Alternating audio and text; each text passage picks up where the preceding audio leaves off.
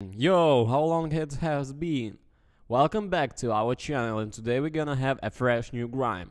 From the first shot, catch with a really unusual word.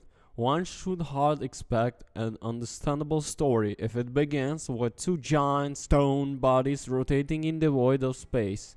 When their lips particularly touch, the main character is born into a flash, a small black hole. She falls into a cave attracting nearby stones and sand, from which the protagonist's body is formed. Imagine if the work of Salvador Dali were used for something more modern and massive, for example decorating a cinema, and the text Boris Vian from the form of the days for advertising brochures and designs. Both are forms of surrealist. So in Grime, the semi-familiar soul-like Magoria was placed in a surreal world, where stone heads and faces are all around, where a huge statue can suddenly fall from the sky and then will jump on its hands, where you even have to fight with your heads and the pictures can push you away with their hands. I would like to say by the end this phantasmagoria will make sense, but no. The interpretation remains with the player. What was the metaphor for a spark of love that generates a storm of emotion that destroys the familiar world? Or is it a parable about the urge to self-destruction? Or maybe the next version of Damn theme. One day everything will be crumbled to dust. There are a few of ideas running through my head during the end of the credit. History is a puzzle, without a solution. In the same Dark Souls as in from other software creation, the world itself was mysterious, but at the same time the plot goals were always clearly indicated. In Grime, it's unclear what to strive for both the protagonist and the player. This is definitely a problem, although it does not prevent you from enjoying the unusual surroundings and absorbing the atmosphere of the sacrament. Cloverbyte approached the construction of the world with imagination. For those rare facts that the game nevertheless tutors, it becomes clear that a certain breath once brought to life the Barrel's lands. Its echoes are still scattered in different parts of the valley and endow the forms with the consciousness. These animated creatures of stone and mud are divided into castes. The better the body, the higher the position in society. For example, all sorts of disappointingly built dwarfs admire the athletic build of the protagonist and then addresses him to the spirit of exclusively heaven. Absorbing attacks is basically done in the same way as a parry in other game.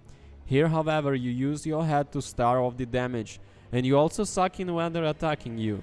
This is not only destroys the enemy, but also helps unlock the new powers and changes your breath. Everything is in the game, despite a preacher has breath. And while the form is different for all of them, for you, it helps you to heal yourself. Thankfully, you do eventually find a weapon as well. It's a bit like an axe, but the blade is made up of fingers that extend when using a heavy attack.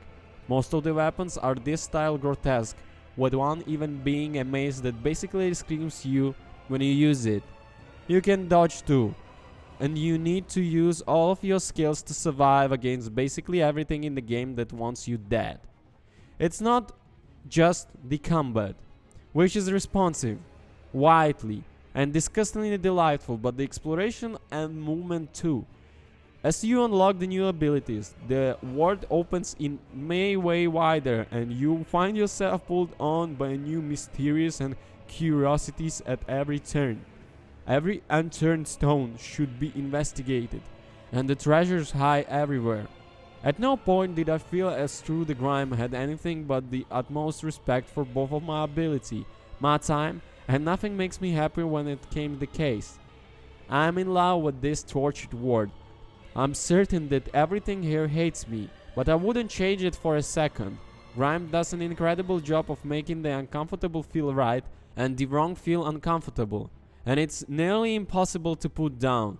Grime is expected crafted 2D action adventure game that combines satisfying combat, tight platforming, and rewarding progression to earn its place as one of the most enjoyable titles I ever played this year. It's also got some brutally tough, memorable bosses that will truly test everything you got. If you are a fan of the challenge and aren't too fussed about the story, you have an incredible time with Grime. Yo, that's all for today. The link's in the description, you know where to buy it. Thank you for watching this show. Peace. Bye.